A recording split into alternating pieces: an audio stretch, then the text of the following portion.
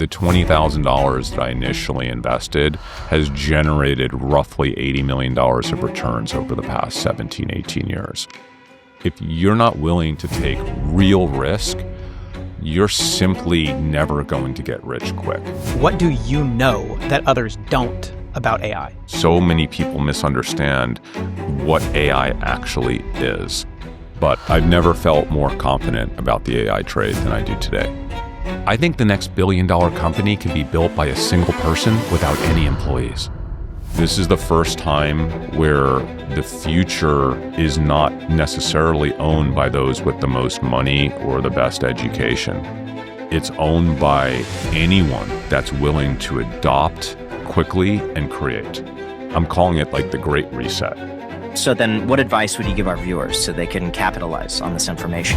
This is a very different gold rush for this generation. The window is very small. So if you're young and you've been complaining because you did not have any opportunity, you just got it. Chris Camillo, thank you so much for coming on the Iced Coffee Hour.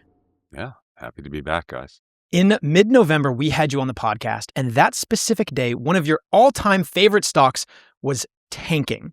And you walked in and you coolly said, I just bought another $1 million today, while I was absolutely panicking because I was losing a lot of money. And then that exact stock plummeted even further. It went down from $100 that day to $70, where you took a levered position in the stock. And everyone was calling you insane like they usually do. And then, of course, like you usually are, you were absolutely right because now it's at an all-time high of around $150 a share. So you basically doubled your money. Had you guys watched that episode 3 months ago, you would be up 50% on that one stock that we discussed that episode. They would also be up over 200% on your initial call of Robinhood when it was $38 a share. And you said your one regret was not having more money to invest in more Robinhood. Yeah, that's all true. I'm fully margined, so there's no more money left to invest at this point. Well, the reason why we wanted to bring you on is because you were absolutely correct with all of these predictions. And also the market is at a very scary place right now. It does not seem like a confident market. Like every day it's a coin toss up or down, and it's usually by quite a big amount. There doesn't seem to be any consistency in the market either. It also seems like the fear index is at a very strong fear level, even though we're only like 1% from all-time highs. So the market hates unknowns. We know that, right? Like more than anything else, the market does not know how to handle unknowns. And there's never been a larger unknown in the history of the market in our lifetime than artificial intelligence. It really doesn't matter how pedigreed you are, how much money you manage. I don't care if you're at the top of the food chain in Silicon Valley and technology. Everybody has differing opinions on how this is going to play out. And that's a scary place to be. So it does make sense that we're having this volatility. However, I think there's an opportunity for investors to get to the ground truth, maybe not in terms of what's going to happen in 10 years, but in terms of what's happening right now, because there's so much noise in the market and so much confusion that people are just panicking. And the reality is there's a fairly good amount of transparency as to what's happening right now with artificial intelligence if you know where to look and you're willing to actually spend the time cutting through the noise and finding that ground truth. So while everyone is absolutely panicking, you're digging your heels in. And I'm curious, what do you know that others don't about AI? Yeah, I've never felt more confident about the AI trade than I do today. And most of that is based on what I've seen surface over the last, I would say, 2 weeks. You guys are probably familiar with what's been happening with agentic AI.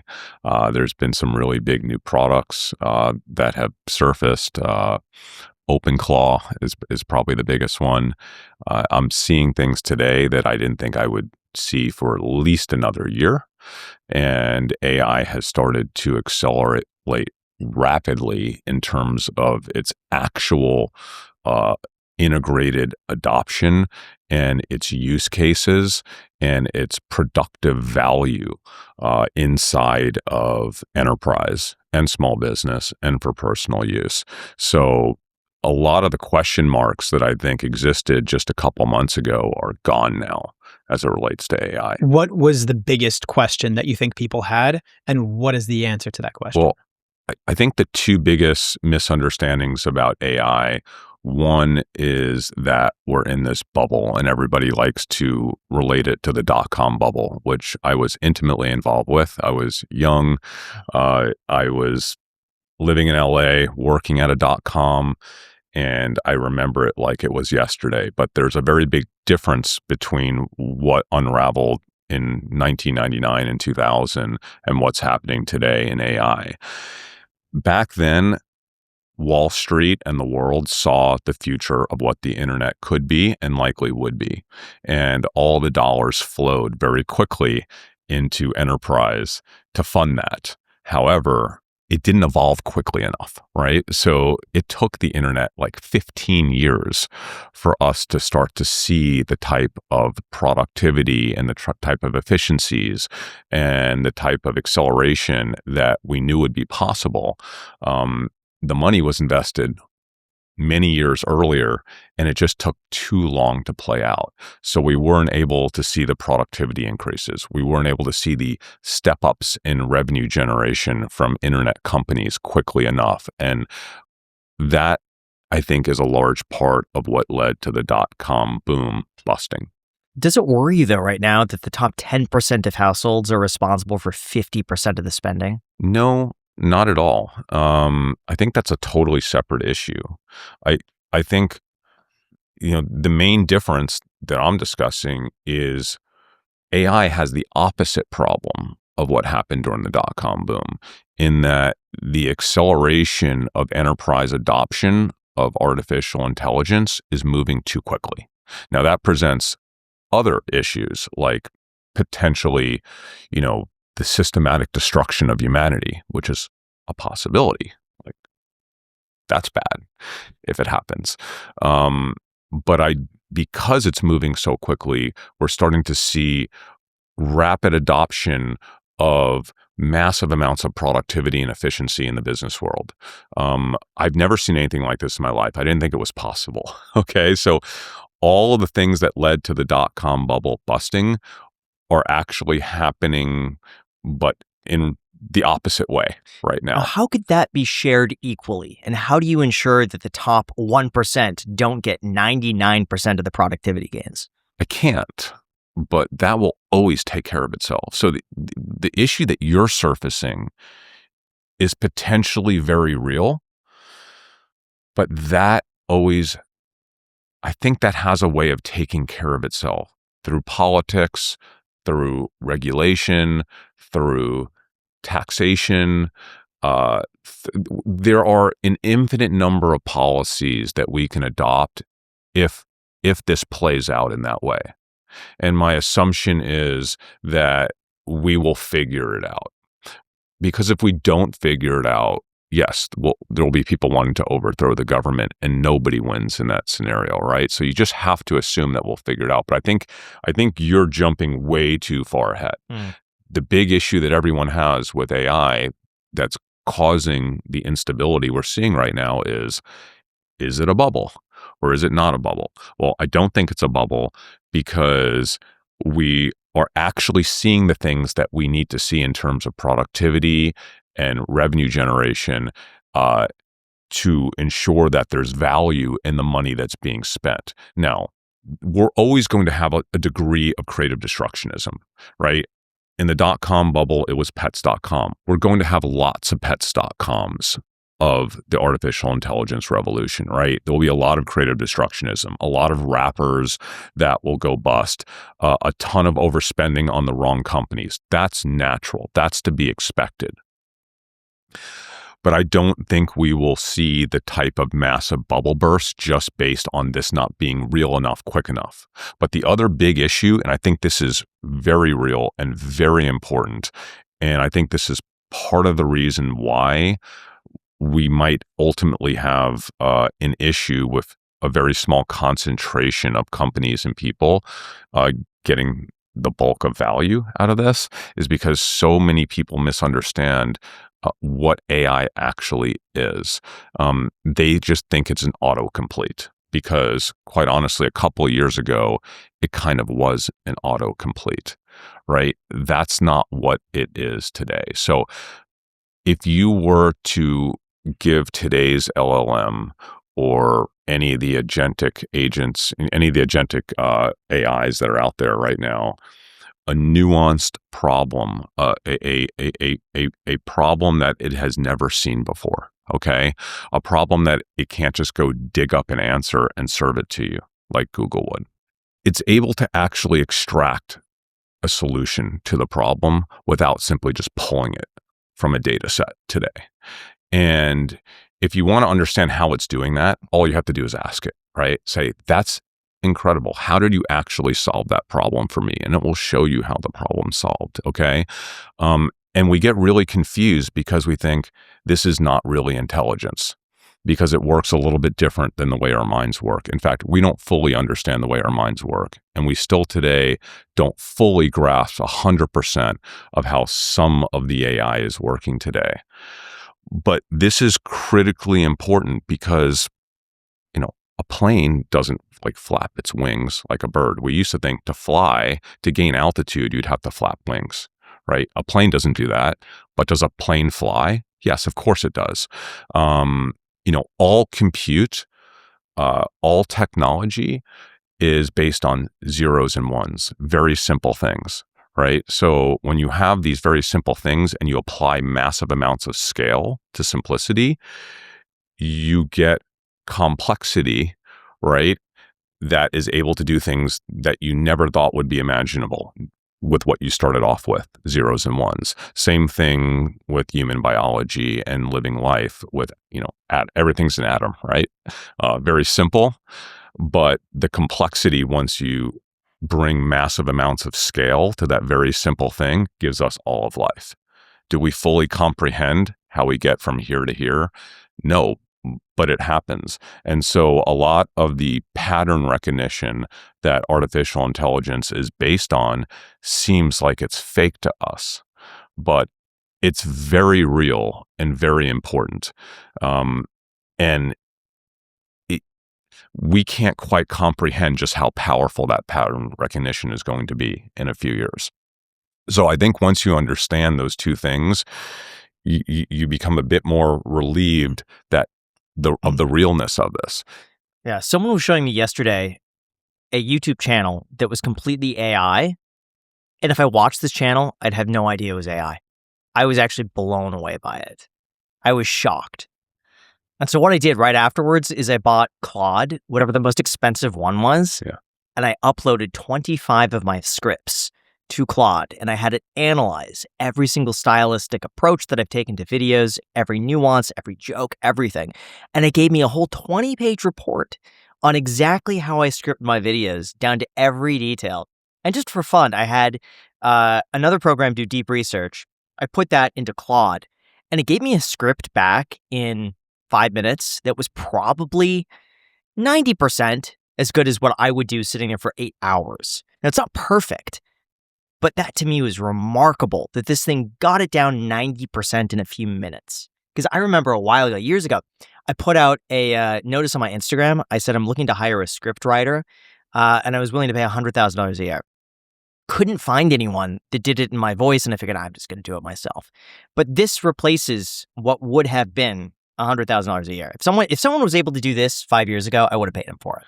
Would you say it's even better than what you would have likely been able to hire for $100,000 a year? Yes.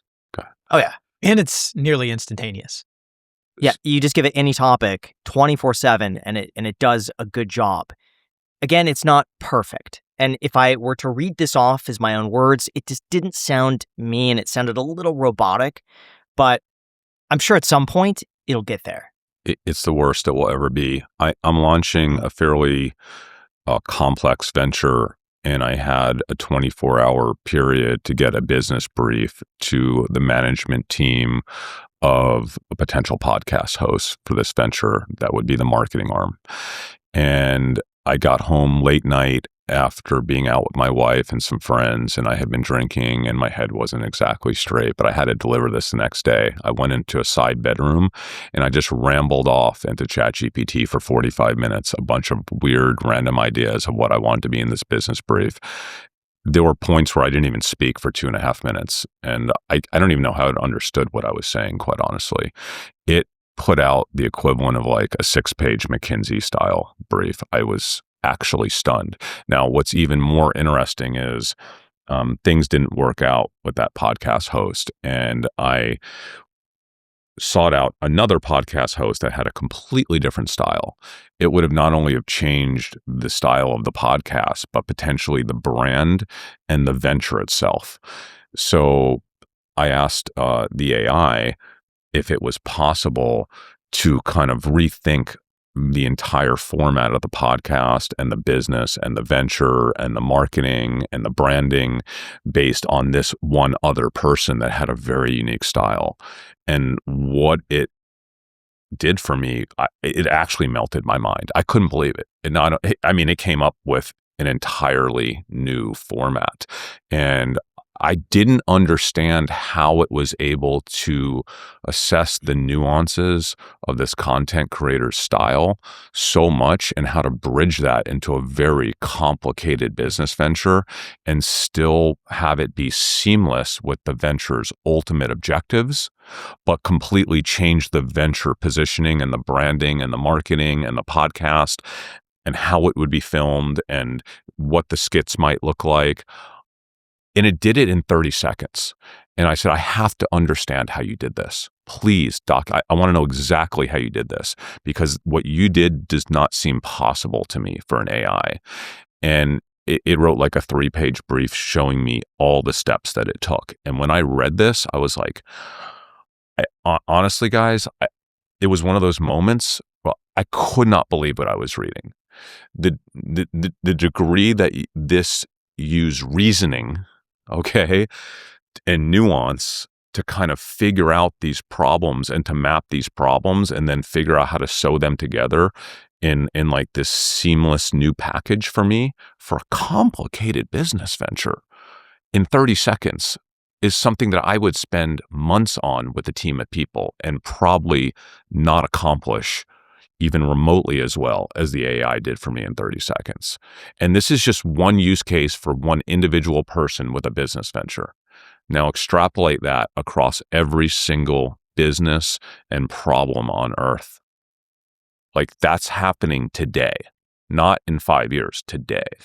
For most people, and definitely myself, the hardest part of staying on top of your diet is time. Between work, going to the gym, and everything else you have going on in your life, the expectation that you're going to cook all meals yourself is just not realistic. That's exactly why today's sponsor, CookUnity, has become such an incredible and easy part of my routine. It's the first meal delivery service that connects you directly with award-winning chefs, sending fresh, ready-to-eat meals right to your door. What really stands out about CookUnity is the variety. Every single week, you could choose from a wide range of meals inspired by cuisines from around the world. I've personally been completely hooked on the California-style chicken enchiladas because I grew up in Southern California. Southern California, if you know, you know, has incredible Mexican food. Here in Las Vegas, suboptimal.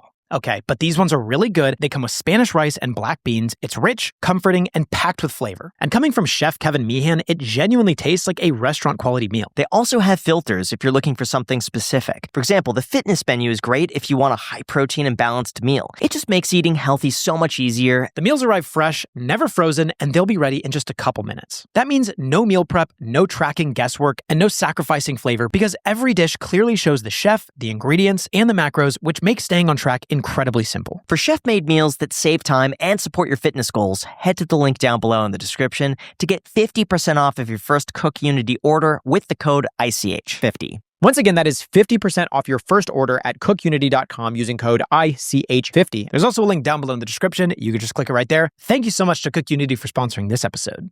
Another thing that I did a while ago on ChatGPT was I asked it to write a joke in the style of a few different comedians. Now, obviously, this is like what you just explained, but like a very basic level. And it is phenomenal. Like you could ask for the exact same joke delivered in Tim Dillon style or Theo Von style or Chris D'Elia style or Andrew Schultz style. And it totally accurately does the exact same joke in their styles, which I thought was phenomenal. I should have asked how it was able to determine the tone. On the topic of ChatGPT, if someone has a limited budget, which subscription services should they pay for and at what level? It really depends on your use case.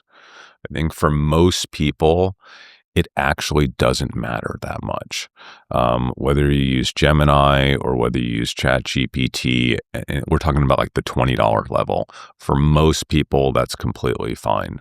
For anyone that's actually doing any sort of deep research, business analysis, that's actually starting businesses, running a business, even if it's a small one, you should probably pay up for like a $200 a month style subscription. And which one? How do you know which one to purchase? Well, again, it really depends on your use case. And right now, today, everything has changed in the last 2 weeks.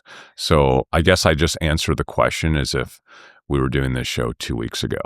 But the reality is today, now that we live in a world of agentic AI, not every AI company has put out their full agentic AI stack.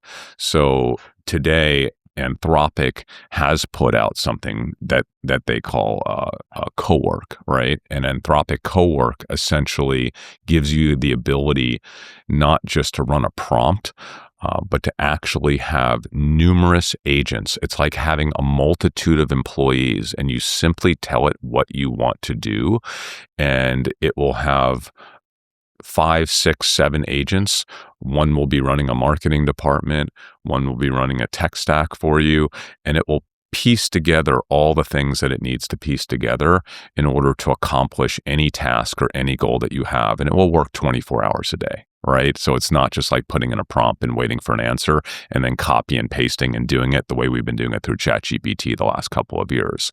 Now, there is another way to do this, which I think most people are adopting in the last couple of weeks, and you've probably heard of OpenClaw, right? It's gone through a few different naming changes, but this is essentially the same thing, except it's open source. It's not run by a big model, and because it's open source, it's completely free.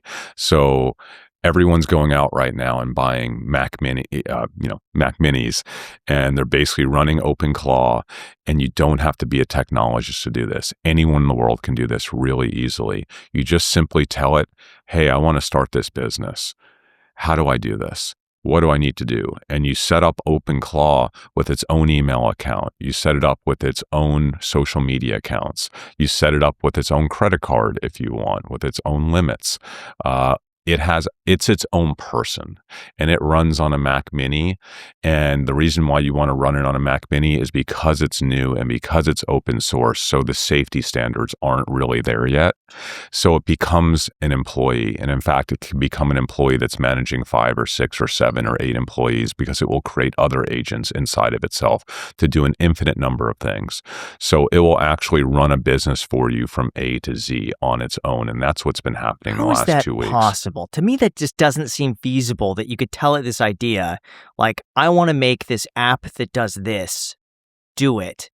That it'll actually go and like make the app and put it on the app store and charge your card for it. And like, how? Graham, it's doing all of it. I know. This is why I haven't slept in 2 weeks. I mean, this is why I initially missed the first, when we were supposed to be doing this show a couple of days ago, and I just didn't even realize, because my life is this crazy. I can't keep up with the technology the last couple of weeks.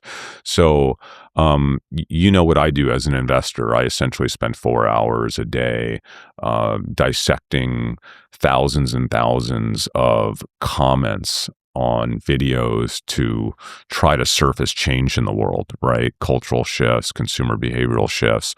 And then I try to connect the dots of that change to investable opportunities in the stock market. And that's what a social arb trader does. That's what I've been doing for 18 years. There are a lot of people that follow me, obviously. And there are at least 6 people that I know of in the last week that have set up OpenClaw boxes and said, I want you to replicate everything that Chris Camillo does. And a few of these people have actually put the results and have shown it working on X. And it works 24 hours a day doing everything that I do. So it actually goes into TikTok and it starts watching videos. It runs through comments. It knows what words to look for. It knows to look for words like sold out everywhere, obsessed. So it understands my methodology and it knows what to search for on TikTok. And then it scans comments and it evaluates what's trending in real time. And then it extrapolates what might be a good investment to make. This was done in 48 hours. They basically replicated 18 years of my work in 48 hours on a Mac Mini, just voice prompting, hey, can you replicate what Chris Camillo does? It researched me, and then it started a company, and it started doing this in real time. And so I'm just one very niche individual with a niche business, right? It can do this for any business in the world. In fact, like this is the most exciting piece of this in that I'm calling it like the Great Reset. Okay.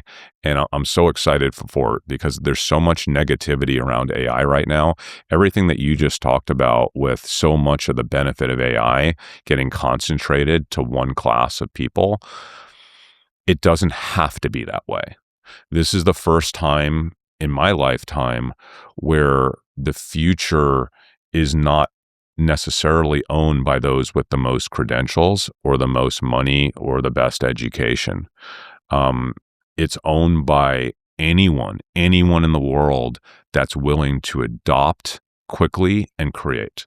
So, Gen Z has been complaining for a very long time, and they have a valid complaint that they don't have the opportunity that boomers had. Right. And we could all agree that to an extent, the pathway for them isn't as clear. They could spend a lot of money on education and still end up with no job, in debt, and no clear pathway to success and financial freedom in their life. Well, right now, anyone in the world that is willing to adopt and create can do what I just told you. Because for the past 20 years, if you wanted to start a business, you would have to raise money, you would have to build a team, you would usually have to understand technology or have to communicate what you were trying to build through a technologist, and it would take a lot of time. There's a tremendous amount of risk involved with all of that, and because of that, most of the world's problems did not mandate starting a business to fix them. Because even if you had the solution to a problem, the cost of actually implementing that solution was way too high for that particular problem. So the business wasn't viable. Now, every single solution to every single problem in the world is theoretically viable. So there are millions, tens of millions of nuanced problems throughout every industry, every sector, even in people's personal lives. Every single one of those problems is solvable with AI for the most part. And all you have to do is surface the problem and have the wherewithal to go out and adopt and spend 2 or 3 days of your life learning how to use these tools. And you do not have to be a technologist. How do you start learning about these? What's the first step? First step, you go on TikTok, you go on the search bar, you type in the word AI, and you filter down for videos that have come out in the last week. And you just watch 40 of them. That's it. Then you go on to X and you essentially do the same exact thing. And there are numerous people, hundreds and hundreds of people that are excited to show you how to use this tool and get ramped up in 24 hours. As a complete newbie that has no technological background, okay? You do not need to know how to do anything. I'll give you a very specific example, okay? You can pick any business, an HVAC business, a sprinkler business. There are millions of these businesses. Almost none of them are willing to embrace AI right now. You can simply go to one of them and say, hey, I'm an AI guy. Give me one area where you're leaking money, one area where your business is leaving money on the table, and I'm going to fix that for you for free. And they might say, hey, we are slow to react to phone calls that come in late at night. Sometimes we don't respond to them at all, or by the time we respond to them, they've then contacted one of our competitors. In 24 hours, you can set up an AI agent that will answer those calls, send out immediate automated text responses, then get that person signed up and get them a quote bid in next to real time. You can have it integrate with every single service that business uses currently. It could input it into their CRM, okay? It could email all the people within the business that need to know about that, including the business owner.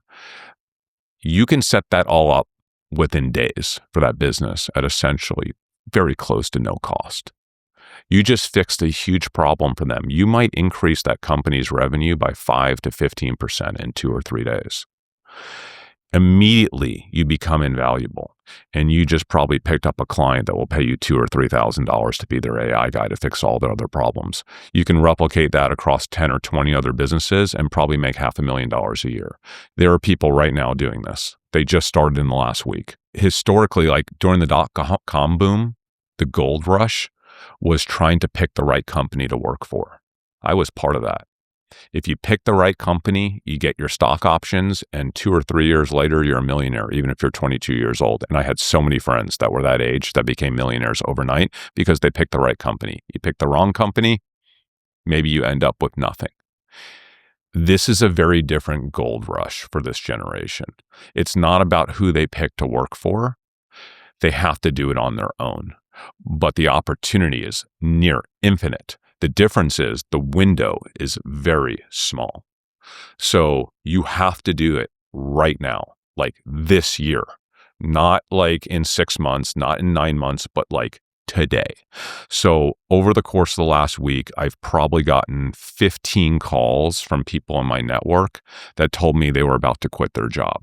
Some of them were 23, 24. Some of them were in their mid-30s. Some of them were in their 40s because they got a box, they got a Mac Mini, they got this set up, and they said, Chris, I can literally start any business in the world and have it running in 48 hours. I've never seen anything like this. Every hour matters. I cannot give up hours. I must quit my job. So if you're young and you've been complaining because, the world was jaded against you and you did not have any opportunity, you just got it. So one word answer, should every single person at the end of this podcast, not right now, but at the end of this podcast, buy a Mac Mini and download OpenClaw? No. Okay, so not everybody. For anyone that is willing to adopt and create, yes, you should do that tomorrow. Would you say the highest leverage AI for the average person out there, not for a very specific person, but the average person, would be OpenClaw? Would be number one, and then maybe just a basic Gemini or ChatGPT or something like that? I wouldn't think of it like that. First of all, they're all changing every week. So whatever we decide on today is going to be different in 3 or 4 weeks. They're all evolving their models. They all do things slightly differently. If you want to have an entire company operating 24 hours a day, then you have to have agentic AI. You have to have agents. So if you look at the monitor that is being used for this OpenClaw agent AI thing, it's literally just like windows that are scrolling and then clicking buttons and then creating a Gmail account. You could think of it like that, exactly. Yes. Simultaneous. You'll wake up in the morning and you could see everything that it's done for you over the course of the night, and you can communicate back and forth with it. It will even help you decide what the best business is for you to start. Right? So based on things that are happening in your city, based on your interest, based on your expertise, based on your relationships, on your contacts, it will help you figure out what would be the best business for it to start for you. And the difference between OpenClaw and something like ChatGPT is that ChatGPT doesn't really have a true memory. That is correct. But OpenClaw sort of actually can compound exorbitant amounts of data and synthesize the data and then act on the data. So what OpenClaw can do is it can document and then store, right? Mm. The same way that you guys do. It will have documents. It has files. It creates things and then it saves them in files. So now you have that. It's not just living, right, as part of an index that an AI has to tap into. It literally creates regular files on a regular computer, just like you do. It works just like a human does. If it needs to make phone calls, it will make phone calls for you. It will create a voice and it will make the phone calls if you give it the ability to do so and if you allow it to do so. There are people out there that have amazing ideas, but they don't have the resources, the money, the network, the team, the technical know-how. None of that matters anymore. We are going through a great reset where if you have an idea in your head and you are willing to adopt and you want to create, you can do it right now for the first time ever in history this week. Like there are people that understand this because every phone call I take, the people are borderline in tears when they speak to me. They're like, Chris, have you seen, do you understand what's happening right now? Do you understand what I just built last night? I cannot believe it. Like, this is every conversation I have with someone that's building on agentic AI right now. There are actually no words to describe how mind-melting the capabilities are because you no longer have to go through all these systems and all these blockages that you used to in the past. I've been an entrepreneur my entire life. I've wanted to do 1 billion things. I did a very small number of them because of all the friction involved with going from an idea to a product. There's virtually no friction anymore. I know it's hard to believe, but there's virtually no friction with so many of at least these digital ideas. You know what? This does remind me, I have this feeling that I've had the last 2 weeks, and I haven't felt it since the early days of COVID. February 2020 is the last time my body felt like this, where it was a very small number of people know about something and the entirety of the rest of the world is just going on with their life. And you're like, why isn't every single human on earth talking about this right now? I really was excited to dive into the Epstein stuff when it finally came out, and it's came out the last 2 weeks. I have not spent 1 minute of my day reading Epstein stuff, watching the videos. I see the headlines and I'm like, I don't even care about it anymore. I was so waiting for this to happen. I wanted to go down the rabbit hole of seeing all the truth and who's involved. And I don't even care. And I think once you know what's happening, you're oblivious to everything else happening in the world. I haven't watched TV in 2 weeks. I haven't done anything other than this. And I think all of the people that are in this world that are either building with AI agents right now or have friends that are building that they're watching or who are hyperactive in this community on X are they can't think about anything else because they're like, dude, this is the biggest thing that's ever happened in our life. And we don't even know where it's going next. We don't even you saw what happened to the SaaS companies. Mm-hmm.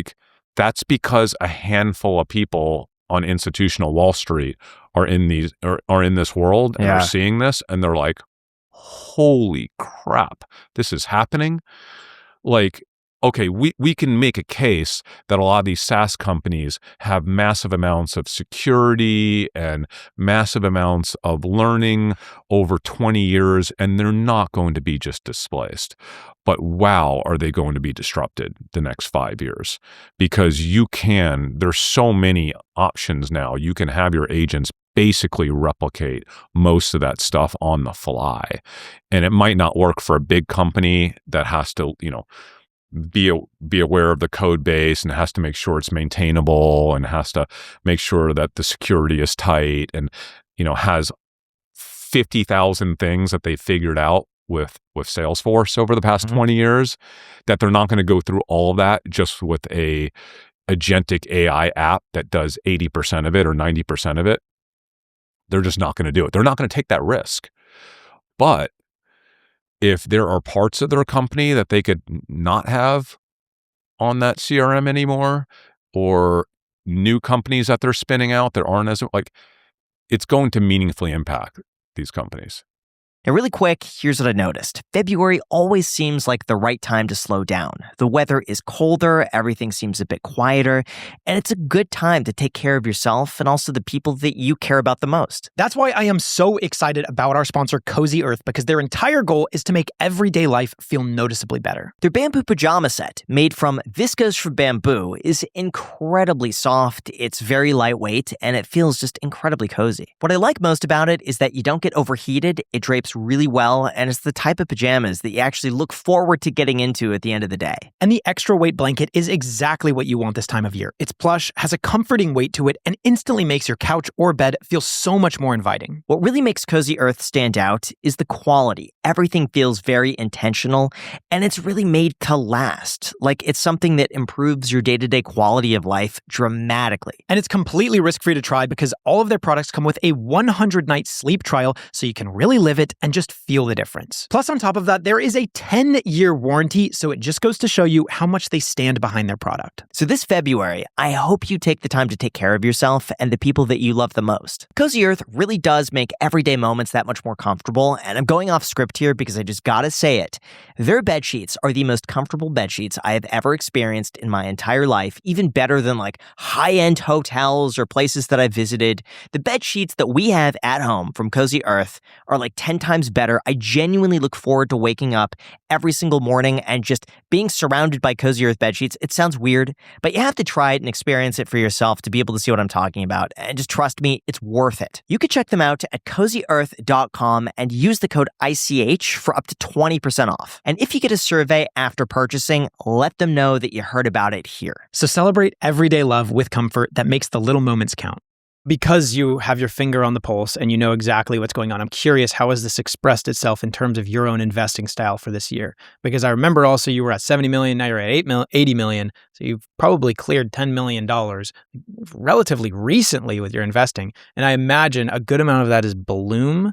And then there's some other stuff. I'm curious, like, how is it materialized in terms of your portfolio? My account's volatile. I've lost a lot of money in the last 2 weeks. It has not been a good last couple of weeks. And I've had to go deeper into margin to double down on what I believe are very high conviction bets that I'm making right now. And this is no secret. I'm very open with my large trades. Bloom has been one of them for a long time. Amazon is my new biggest trade. Right? I know you literally just said on your podcast, you're like, I just bought another medium-sized house of Amazon right now after buying 3 medium-sized houses yesterday. I've gotten Amazon. Like 3 more since then. Oh my gosh. So what do you see in Amazon that other people don't? Because I bought in this morning, $196. He was proud of himself because I think it went up $3 a share after he bought. It went up $4. It went to $201. He made $40. And I bought in $196. A friend of mine brought me to the Dallas Open tennis match. His niece was there. She was 11 years old, and she had saved up $500. And she was thinking about investing for the first time. So obviously they asked me, talk to her. What should she do? She was thinking she would take $50 of the $500 to invest. I looked at her straight in the eyes. I said, if I were you, weekly calls in Amazon. 500 and then get margin for another 500. $50 out of the money. Well, her dad was right next to her and he heard all this. And I said, if I were you, I would take the whole $500 and I would tell your dad to borrow $500 a margin. That way you can invest $1,000 with your $500 and put all of it into Amazon on Monday. And her eyes got so wide. And I was like, I think if you do that, there is a better than 50-50 chance you will make 4 times your money in the next 2 or 3 years, maybe even better. So that $500 can turn into $2,000 or more. So if you're right, then you'll get like oh, that's awesome. Yeah. Thanks so much. And if you're wrong, it's like, Daddy, where did my money? Well, like, and the dad's like, sorry. Well, no, hold on. I told her, I said, there is a very small chance that this could go bad. Let's call it 1 or 2%, and you might lose all of your money. But you're young, you'll make it back. So if I'm telling you there's better than a 50-50 chance that you can make 4 times your money, or there's only a 1 or 2% chance, in my opinion, that you might lose all of your money or most of it? Does that sound like a good bet to you? And she said yes. And what I wanted her to do was start thinking in probabilities. And I wanted her to start thinking about expected outcomes, because that's something that investors do not do, because our brains do not really allow us to analyze risk properly, because we generally are also risk adverse. So we can't make rational decisions about probabilities and outcomes. But like that was she's 11. But by the way, part of this is that she was 11. If she was 70, I would not have said that to her. And I told her, I was like, you will make that $500 back in the worst of all worst case scenarios. In fact, I will admit something. Before we left, I said, hey, I really want you to do this. If you lose all the money, I will pay you back all of it myself. And the dad was like, now that's a deal you should take. And I said, but in the 1% chance that you lose all your money, I might be in really bad shape too. So as long as I have the $500 to give you, I will personally give you that $500 back. Why do you continue to take these potentially life-altering bets when one could argue that you've already made it?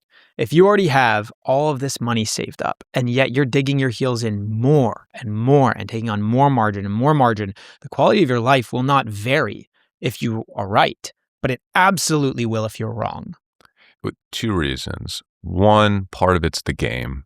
I've been in this game a long time. It's fun. I want to see what I can do. Yeah, he is. But he's like a smarter Togi. Yeah. Togi's the person we're having on next, who is maximum like degenerate gambler, but you're an educated. Yeah, no, I'm not about that. Part of it is I have a mission and an objective of what I'm trying to accomplish with my investment account, right? You guys know this. I have a foundation. I'm passionate about my foundation for kids, for animal welfare and elder care. I want to build it into a $1 billion foundation.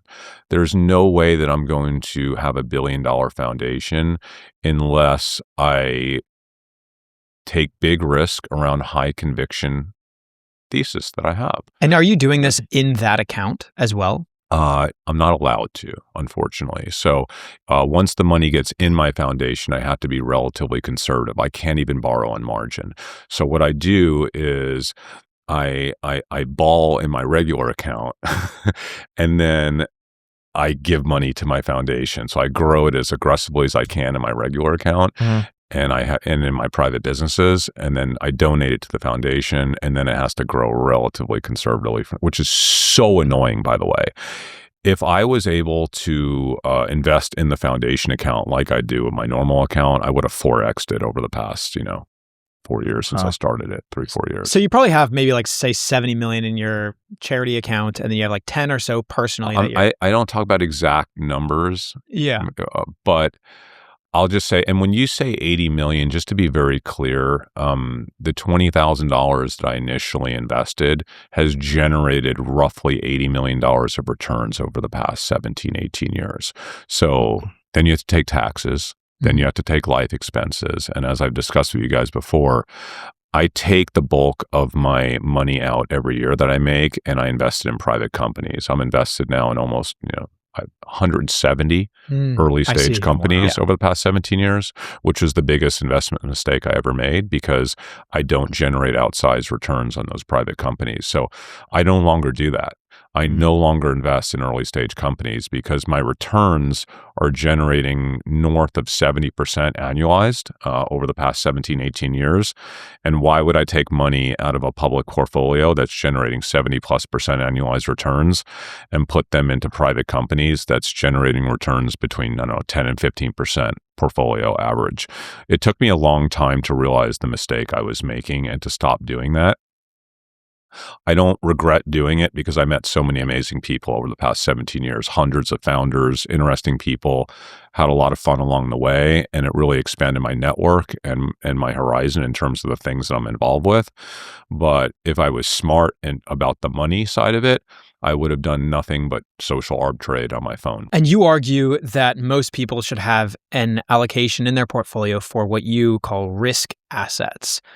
If you were to define what percentage people should have in risk assets and what exactly is a risk asset, that'd be great. Also, Graham, what percentage of your portfolio is quote unquote risk assets? Do you include a Bitcoin ETF in that? Probably. How would you define a risk asset? I call it the big money account. Everyone has this like, I'm going to get rich slowly attitude, which is awesome. I think it's a great attitude to have. Compound your money over time. It's relatively low risk and high likelihood that you will get rich over time if you just follow those simple rules. But almost no one has an account that they can invest more aggressively like wealthy people do day to day, right? You have to have what the Russians say, no champagne without risk. If you're not willing to take real risk, you're simply never going to get rich quick. So there's no reason not to have that account. The account should be different for everyone. It depends on your goals in life. Is it like a fully separate account? You would recommend it really doesn't matter. It all depends on your ability to be regimented. Yeah, compartmentalize. Compartmentalize. For me, it's not separate. I think for a lot of people, maybe it should be separate. And it depends on how important it is to you. I don't think it's money that you should put in from your own wallet, though. I think it's money that you should find from making trade-offs in your life, right? So if you think about every dollar is $100, all of a sudden you start finding money all over the place. You're clipping coupons, you're, washing your own car instead of taking it to the car wash. You're just making trade-offs in your life to save $1 here, $20 there. Every time you make a trade-off, make your coffee at home, take the money you save and put it in your big money account. That's the money you take big risks with. That's the money that you make investments that might go to zero or might do something spectacular. You need to have that account because the rich just keep getting richer and richer because they all have that account. Every wealthy person has that. People that are not wealthy don't think they're allowed to have that. And that's just a terrible mindset. You have to have that what account. Percentage do you think is worthwhile? It's not, if you're making trade-offs, it just organically grows from zero. So it's how many trade-offs are you willing to make in your life when you start thinking about every dollar is $100? Are you willing to skip the coffee at Starbucks for $300? Because that $3 coffee is $300 if you invest it aggressively and you get a little bit lucky. So would you not go to Starbucks for just $300 a day? Probably. For $3, maybe not. So you see, when you start thinking of every dollar like 100, it changes the entire game and you're finding money everywhere. So it starts to get really exciting because you're starting with $5 and that account gets to grow really large. And it's because you're now thinking like a wealthy person thinks. You're investing in startups. You're investing in options. You're investing in, I don't know, I'm not a crypto guy, that, but if you want to do crypto, fine. But you're investing with leverage. So for me, I maybe have 10 or so percent of my portfolio that's in quote unquote risk assets. And by that, it's mostly just like Robinhood stock and Bitcoin, basically, is what my 10% is, which might be less than 10% now. I'm 7 to 8. 7 to 8%? Yeah, but that's really just a Bitcoin ETF. Yeah. That's so it. it's mostly just Bitcoin, realistically, and then a couple other single stock picks outside of it. I mean, that is a small percentage. Mm-hmm. It's different for everyone, guys. It's not about what percentage of your capital is there. It's about how you think about that capital. And if all the capital that ended up in the big money account was capital that was other people's money and that you won through a trade-off in your life, then you're not worried about losing it. If it's money you pulled from your kids' college savings, and we should talk about college in a minute, but if it's money that you're pulling from a retirement account, you're going to feel really guilty buying stock options with it. Yeah. And it's not responsible. What jobs are going to be completely annihilated from this? Like I was talking to a buddy who was thinking about becoming a lawyer, and my first thought was, well, that's going to be replaced in 5 years. Like, why go to school for that? Yeah. There is kind of a reckoning coming. We kind of have this this transformational period, and it is a little scary to think about, but we really shouldn't be that scared about it. There are jobs that are where there's a lot of automation or doing the same thing over and over again, or it's simple intelligence that will just get cut. However, if you're working in an industry, if you're trying to figure out what industry is going to be safer, industries where there's a moat. So there could be a data moat, a distribution moat, a regulatory moat like healthcare or finance, where AI is not going to be permitted to just come in and, rapidly take over the entire industry. There are also moats when it comes to brand. There are moats as it relates to people's relationships. There are trust moats. So you have to ask yourself, is this profession or is this company or is this career path, is there a viable moat that will help protect it from AI moving too quickly to displace everybody within this sector? So just think about all the things I talked about, like regulatory, distribution, data, reputation, trust, relationships, brand. Those are all really meaningful moats.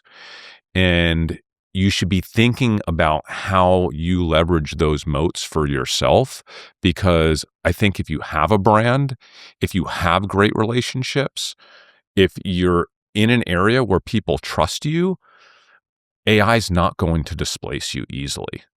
So it's not all scary.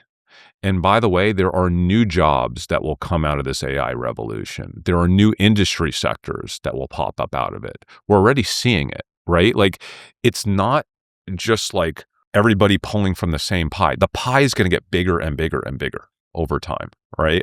So industry will get bigger, opportunity will get bigger. I just told you there are millions of companies that all need an AI guy right now. Mm-hmm. The same way millions of companies all needed a social media person back in the day. They all needed a search marketing person back in the day. The difference is that with agentic AI, every single person could be that person. All you have to do is spend a few days watching some videos and learning, and you're in. Yeah. You're done. What about the movie industry? I saw one on X recently where this person did this entire AI 3-minute trailer. And it looked incredible. It was like this lady in New York, and all of a sudden this bomb comes and hits, and she gets in a cyber truck and drives around. And they're saying this was a $200 million movie that was created in a day for minimal cost. Another moat is taste, obviously. And I saw that same clip. I thought it was pretty horrible. But I thought visually that was impressive what it could do. It was visually. But would you watch the movie? Just objectively, if you didn't think it was AI. So don't even think it was AI. Just would you watch it? No, but that was because the Cybertruck had engine sounds. And it just, to me, that took me out of it. It's inevitable that video AI is going to take over everything and all of our cinema, right? That will happen.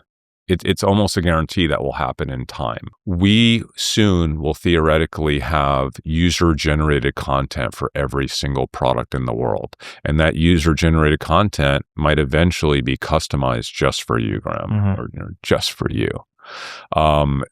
Where we can go with this, who knows? I think it's really important for us not to try to think about where we're going to be in 7 or 8 or 9 years, because there's too much happening right now, right this second. In fact, getting back to your question about why Amazon, this AI efficiency wave, I think might be the last big generational investing opportunity within the AI sector. So you have to think about what companies will be able to operate at meaningfully less employee count and meaningfully less cost without sacrificing output. In fact, what companies could actually decrease their cost meaningfully while meaningfully increasing their output. And I cannot think of another company in the world that will benefit from the AI efficiency wave more than Amazon will. And that's why I'm taking this big bet on Amazon, because that is just a tailwind that will continue to give year after year after year. And I know everyone is so concerned about the $200 billion that Amazon just committed to CapEx. It's part of the $650 billion that big tech in the US committed to CapEx just this year. I don't think it's too much. I think it's too little. In fact, I think that's just the down payment on what's to come in terms of CapEx spend. And I think if there's a concern, it's that we're spending too little, not too much on CapEx right now. Why is China such a big threat to the United States? Because China has the ability to move independently from the companies that operate in China. When China decides that they want, that this is important, they can put the full resources of the country behind it. And that's exactly what they're doing with artificial intelligence. It's what they're doing with robotics right now. They have a national mandate to lead the world in artificial intelligence and robotics and automation. And they don't have to convince companies. They don't have to convince investors. They could just move on it. Also, one might say that they have a lower ethical threshold for how they get there.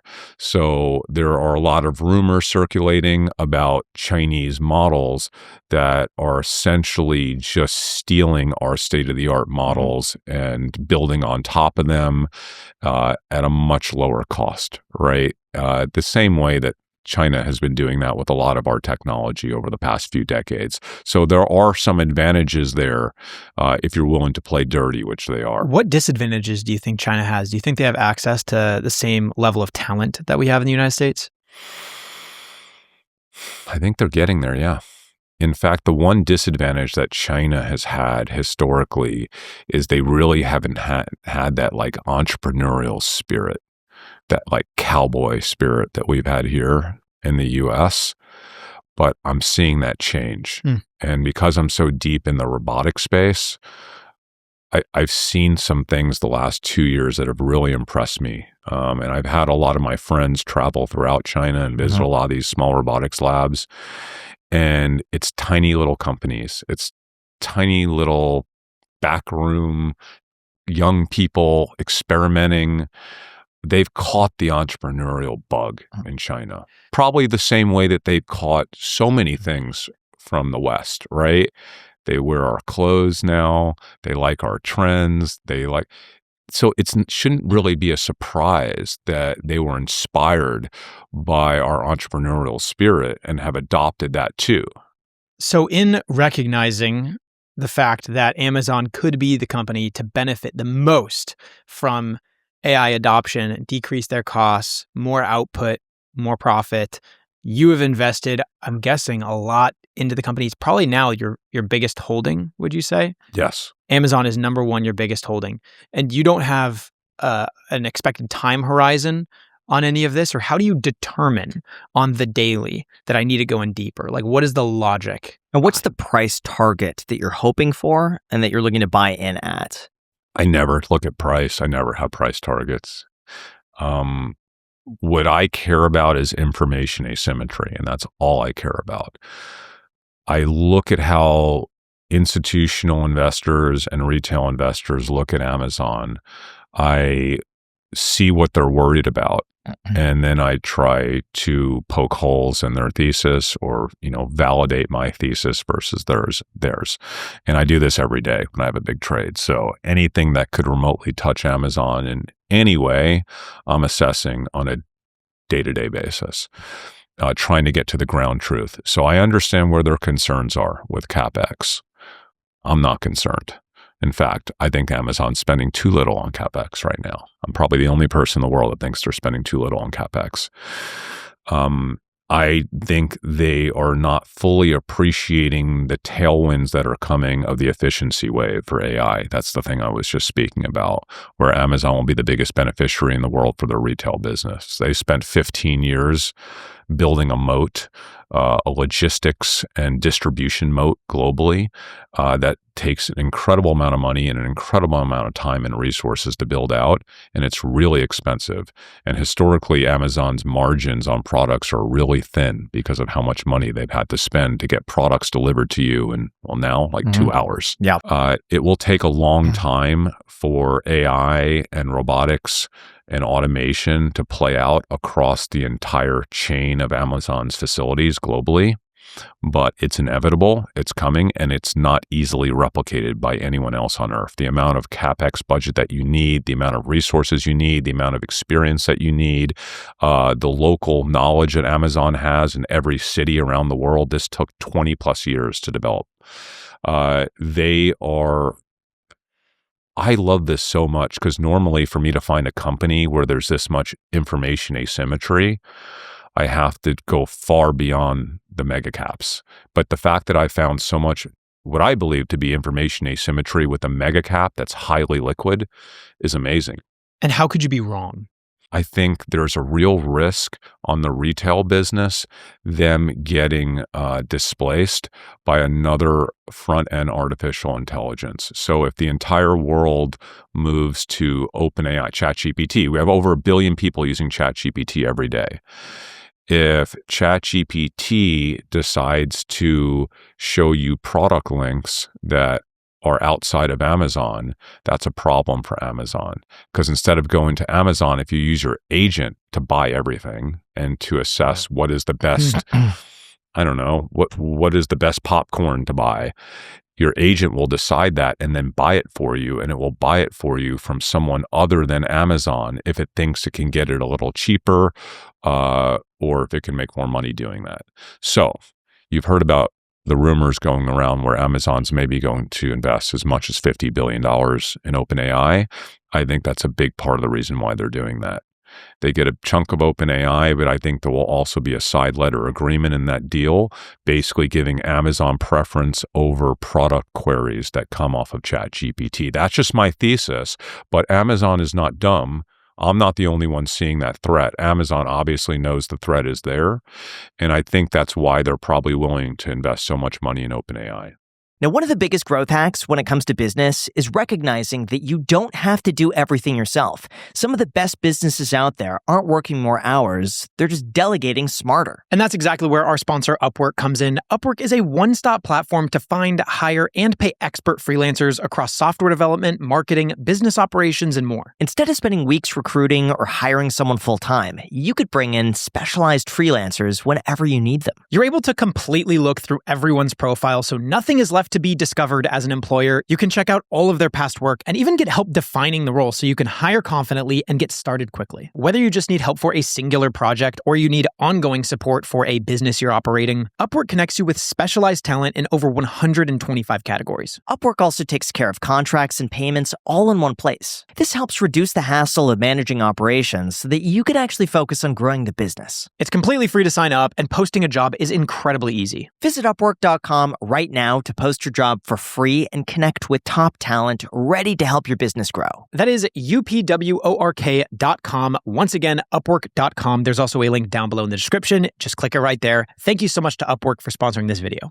When you run a successful business, there's a point most people reach where things are good, money's coming in, the business is growing. But it's hard to know what's set aside for taxes, who's been paid, or where your expenses are going. It gets stressful really quickly. Now, realistically, most businesses don't fail because of a bad idea. They fail because the owner never gets true control over their finances. And that is where our sponsor, Relay, is there to help. Relay is a business banking platform designed to give small business owners more control and visibility over their cash flow. What I really like about Relay is how it sets you up an actual structure. You can open up to 20 checking accounts, so it's easy to keep income, taxes, payroll, and savings separate. Instead of just mixing everything together, it's actually like having digital envelopes for your business. Relay also lets your team have their own logins with custom permissions. So whether it's a bookkeeper or an assistant, they could help handle the day-to-day while you have full visibility. And when you need to pay vendors or contractors, Relay has bill pay built in. You can send ACH payments, wires, or checks directly from the same platform without jumping between tools. Relay also connects everything directly with Xero and QuickBooks, which keeps everything organized and your books tidy without any extra effort. For many business owners, getting this right means the difference between constantly putting out fires and finally having room to grow. So if you want a system that supports your business, scan the QR code on the screen or click the link down below in the description to learn more about Relay. Thank you so much, and now let's get back to the episode. What are your other main holdings aside from Amazon? And I'm curious what happened with Bloom Energy. Okay, what do you mean what happened with them? Well, you put $1 million in that one day when the market was dumping, and then I think you bought much more when Bloom went down. Yeah, I have a lot more than that in Bloom Energy. Bloom Energy is a thesis that revolves around speed to compute. So there is a race to get compute online because the demand for compute globally is insatiable. And most people like myself feel like we are going to be short compute for years and years and years. And that's why big tech is spending $650 billion this year to build out more compute. However, compute is bottlenecked by energy. And what's happening right now is a lot of cities and counties are saying, hey, if you data centers are going to suck up all this energy, you can't do that and also screw the people that live here and the small businesses by having their energy rates go up by 2x. So there's this new kind of legislation that's popping up in cities called you got to bring your own energy, right? Like if you want to build a data center here, fine, but figure out your own energy. You're not tapping into our grid.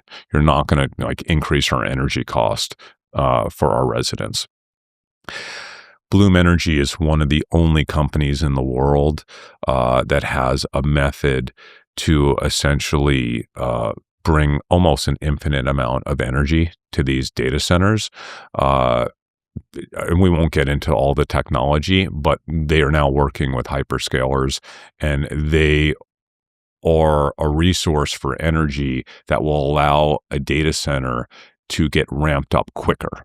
So even though it costs a little bit more money today to put an energy cell from Bloom, an energy box from Bloom, which are energy cells, it essentially takes things like natural gas, but instead of burning the natural gas, there is a chemical process that turns that natural gas into energy for the data center.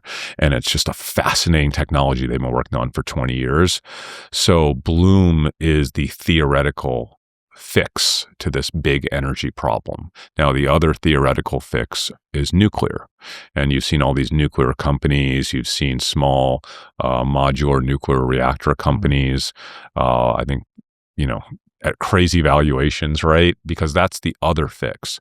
But that fix is still a few years away from being deployed, where Bloom is deployable like right now today. And that's why Bloom is up, 600-700% over the course of the last year. Now, that said, Bloom is not a technology company. They are a technology company, but they're not perceived as a technology company historically by Wall Street. So they have energy analysts covering them who do not believe in artificial intelligence for the most part. The technology analysts don't really understand Bloom because they're not covering Bloom. So it's this weird company that was an energy company, but actually they're a technology company and should be covered like a technology company. So it's really volatile. The stock trades all over the place because nobody really fully understands it. So one of my very close friends spent, I would say, 5 months deeply researching Bloom, wrote one of the most comprehensive reports on Bloom Energy. And fortunately, he just happened to be a close friend of mine. And I spent a lot of time with him and got to learn a lot about Bloom. And that's why I made a big bet on Bloom this last year. Can we just link that down below? Yeah. Jianshu Dong. And I think I've retweeted his report. I think it sits on LinkedIn. Okay. Yeah, we'll just link it down below if you guys want to read it there. What would you say are the other most mispriced assets right now? I think all the AI stocks are potentially mispriced. because there's a lot of confusion and a lot of doubt and a lot of concern about the unknowns around AI. I continue to think that this super cycle is going to be bigger than anything we ever experienced in our lifetime, and that NVIDIA, Amazon, Oracle, Meta, I think all of them are going to benefit way more than we're anticipating, but there are risks. Each of those companies has risks. Like Oracle and Microsoft have concentration risk related to OpenAI. If OpenAI doesn't raise, $100 billion and have a successful IPO, then they simply won't have the capital to spend on compute and data centers that are in the earnings projections for Oracle and Microsoft. Amazon is fairly concentrated into Anthropic, right? Anthropic builds their models on top of Amazon's Trainium chip.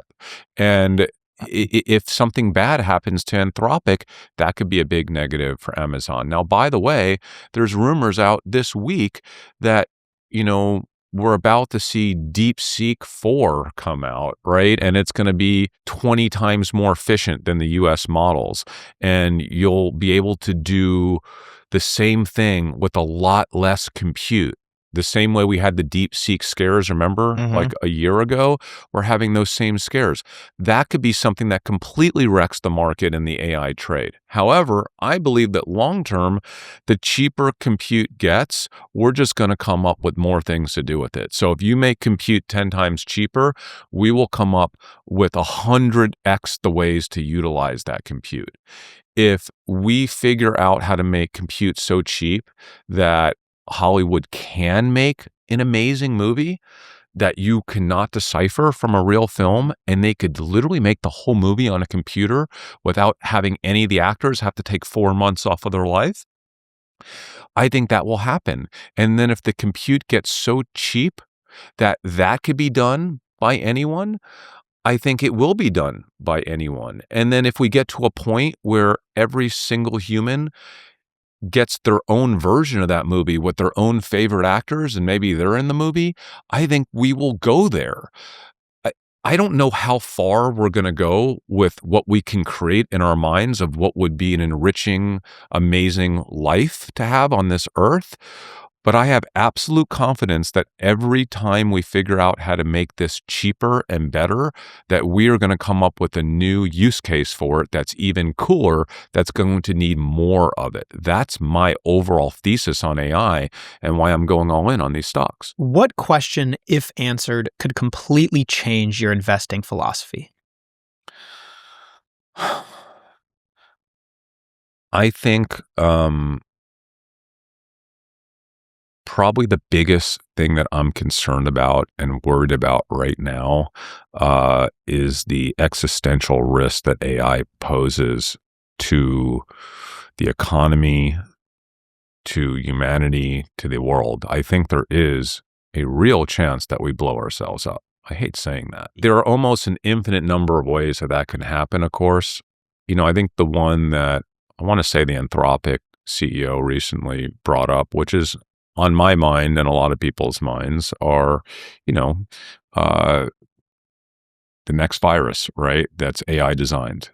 The artificial intelligence is getting recursive over the last few weeks. So OpenAI basically came out with their model called Codex. And in kind of the log of how that model was formed, they admitted that the AI is now writing itself and improving itself. So that's the thing that we've all been worried about the last few years. That is the big existential risk. Once the AI starts writing itself, it starts to accelerate how good it is and what it's capable of doing. So now we're actually, over the course of the last year, AI was mostly the same, and then we get a little model bump, right, guys? But it was mostly the same over the past year.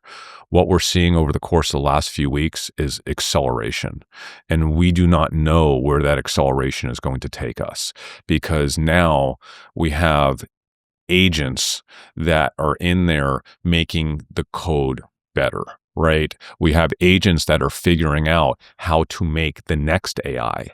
And when that starts happening, we really do not have a sense for how quickly this moves. So Obviously, when it's accelerating and moving quickly, that could result in a lot of really amazing things, like our ability to have personalized feature-length films that are indistinguishable from what Hollywood has been producing. But it also has the ability to give bad actors the know-how to create a virus in their bedroom and to tell them exactly how to deploy that to destroy the world. Okay, so like, as scary as that sounds, that's real, guys. And like, I am not someone that was really that worried about it up until 2 weeks ago. So how would you express that as a question? Does AI move too quickly to the point where we can't contain it and control the negative consequences of it falling into the hands of bad actors? And if the answer to that is yes, it's moving that quickly and we're not able to contain it, we're not able to work together as companies and as countries, if we're not able to collaborate with other labs, with China, to say, hey, I know we're competing against each other, but this is more important, right? So the same way that we did with nuclear arms, right? We all wanted to have the best and the most nukes. At some point, we all figured out that, hey guys, if we continue to go down this road, we're done. We're all cooked because someone that we don't want to have nukes is going to get the nukes. So we have to come together and realize that our collective power, we have to ensure that no one else gets these nukes, and we're going to have to also kind of tone it down ourselves here in terms of what we do with the nukes that we have. So that was actually pretty miraculous. That's amazing.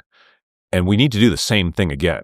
Will we? Can we? Or is this moving so fast that we don't even have the time and the right people and the right people in politics right now to actually sense what's happening and to put proper measures in place to have those conversations? Couldn't people already do this, though? What makes AI so unique in that it could accelerate this to that degree? No, I mean, AI is bringing the cost of all intelligence down to close to zero. It's fully democratizing all intelligence.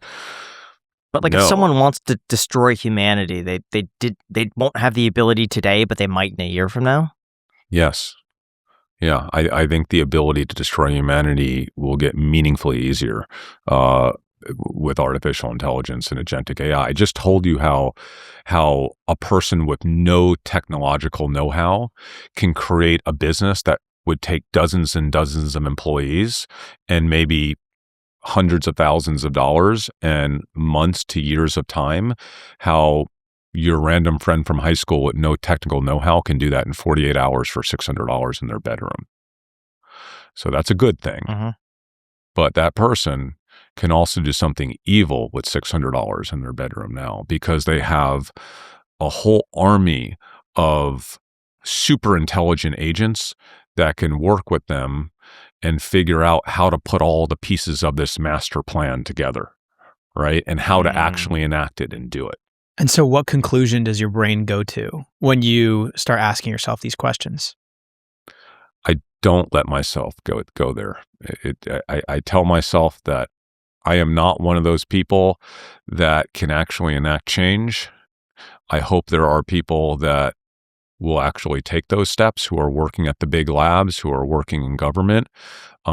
That's not me. So I'm not going to like... Why don't you give a message to the people watching? Because chances are there might be somebody in the group who can make a change, and listening to you might be the push they need just to get it over that edge. I hope someone can leverage this technology and this intelligence to help figure out how regular people can actually enact change with the head of these labs and with government, right? Like you don't have to go at it alone.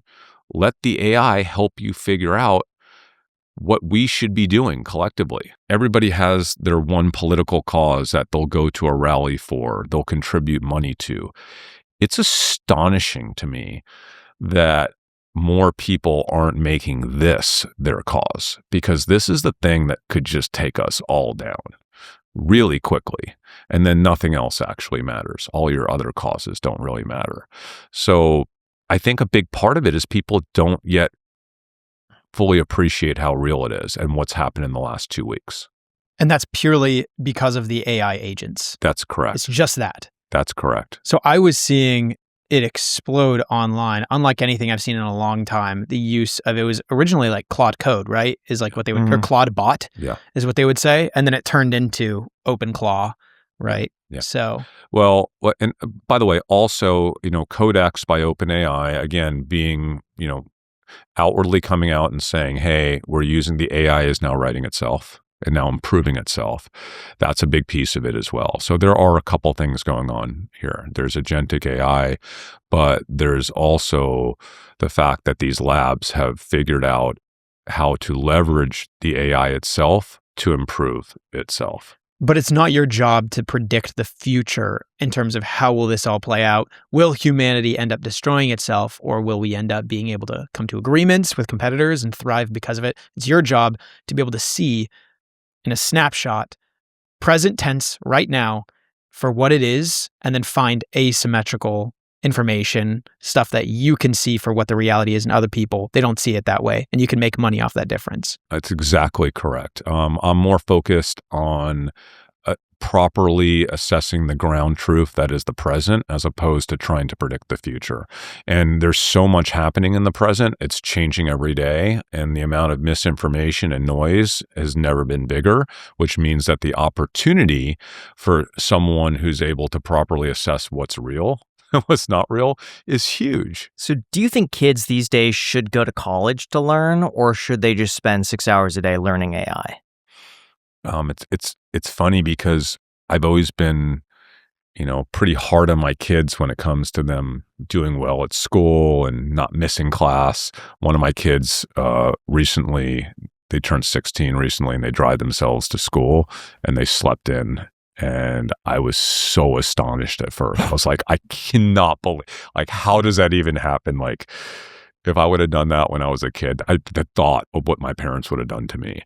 And but there was a part of me in the back of my head that was like, does it even matter anymore?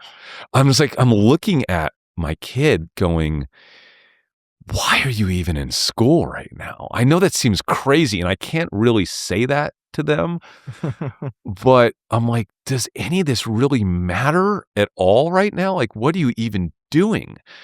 Like, the world is moving so quickly, and I can't even imagine the stuff that you're learning, how slowly it. And by the way, guys, I mean, it's gotten to a point where every single kid in America is using AI for every single assignment and every single test.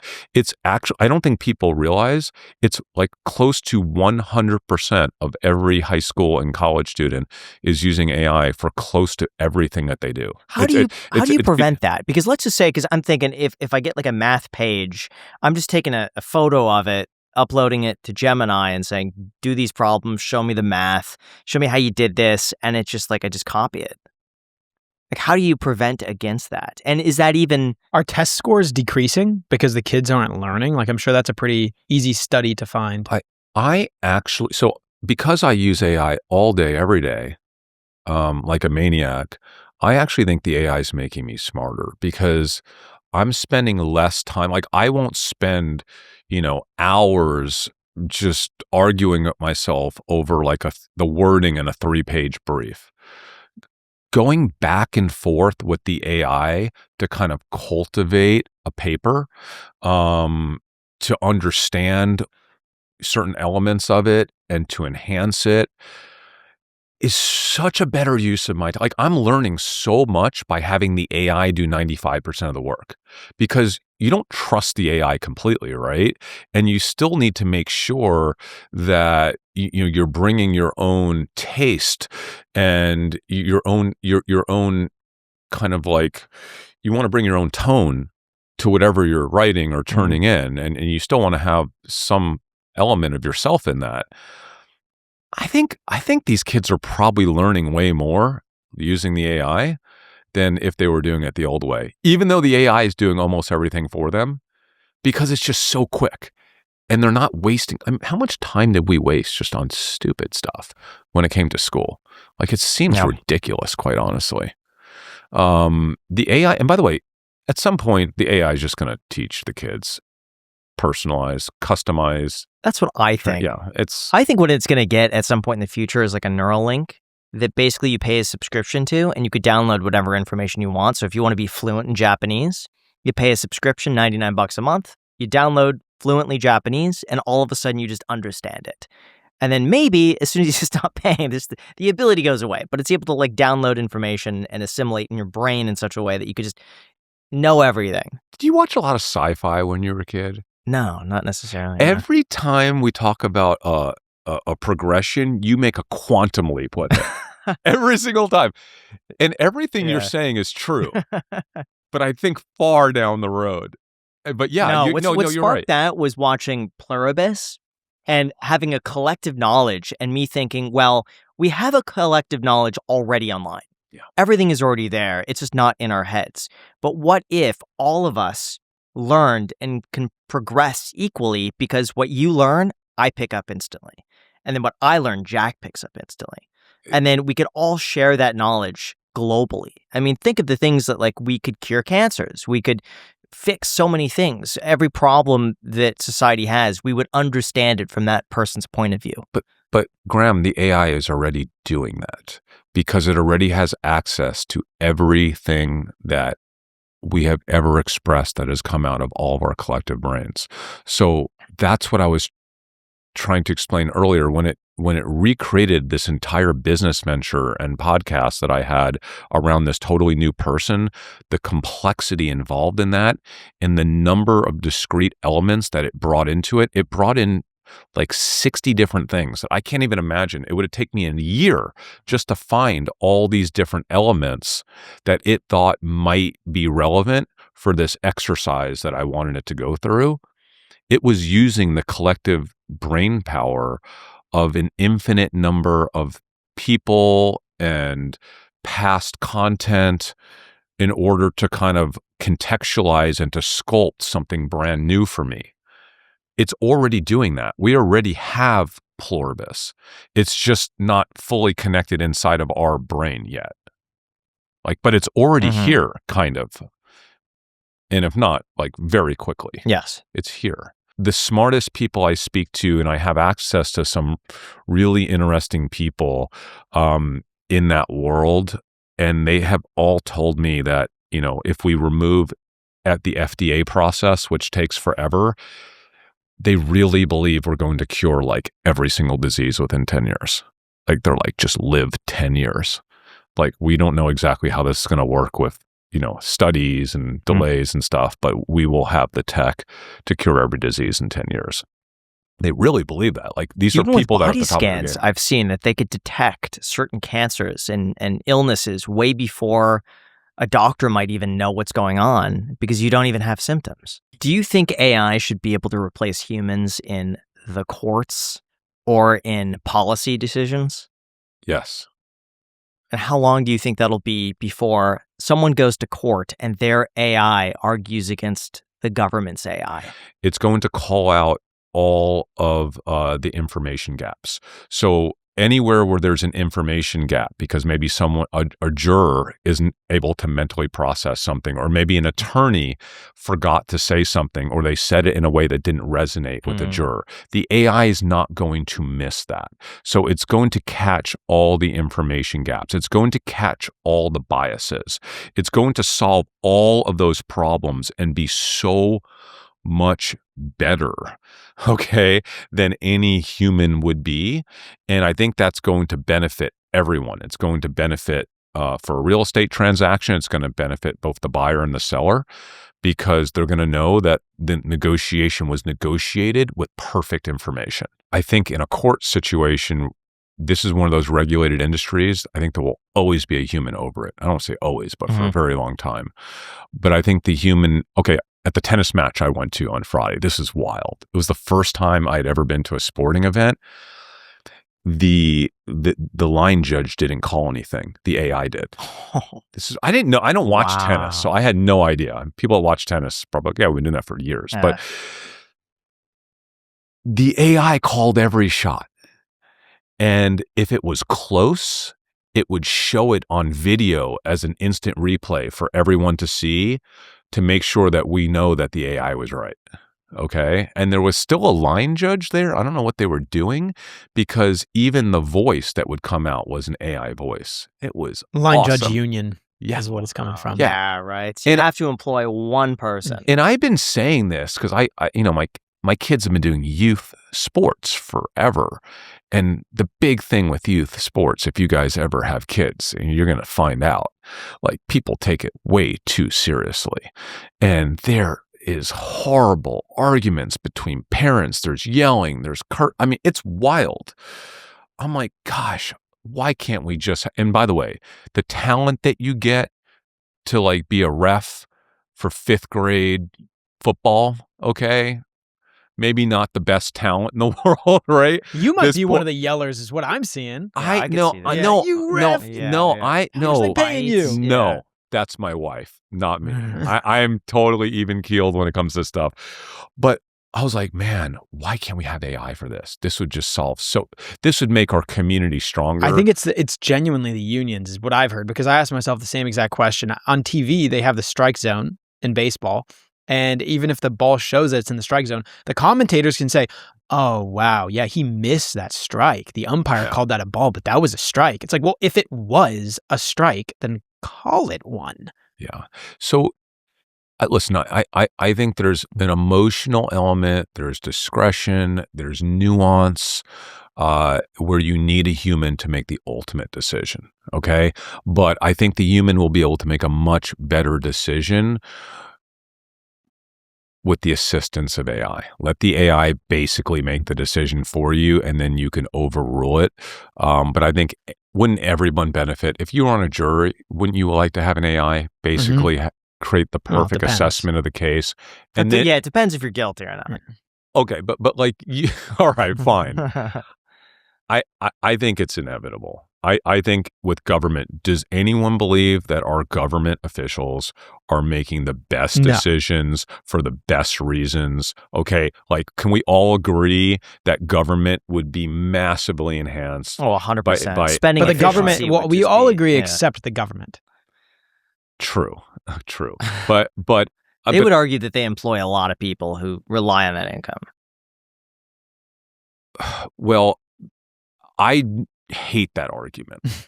I hate that argument, because I don't care if we got to take that income and just reroute it to the same people to have them do something else that's actually benefiting humanity. Let's just tax it, take it, redistribute it, have them work as community service providers. Community service, have them help the elderly, have them be advocates for the sick. There are animal welfare. There are a billion things that humans can be doing that will actually benefit humanity. Let's not have them do something just to do something that an AI can do better.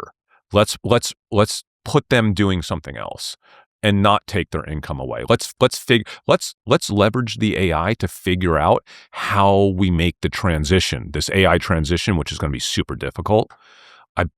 I bet the AI can help us figure it out. How do we get these people that are about to be displaced in a better place? How do we get them through the transition into better jobs? It's not going to be easy. The best thing is, for the first time ever, we have like a massive intelligence to help us figure this out. We don't have to do it alone. So because I think a lot of people are tuning into this episode, we're going to title it something that has to do with the market and AI. What stock would you say is maximum risk, but maximum opportunistic? I think that Google is such a fascinating company because they have roughly 85% of their revenue is tied into a legacy search business that is at risk of getting completely displaced by AI queries, whether they're Google AI queries from Gemini or coming from OpenAI or from any number of other places. The bulk of their revenue is at risk. However, Google is making moves that are maybe more ambitious than any other frontier lab in the world towards super intelligence and to solving some of the world's biggest problems.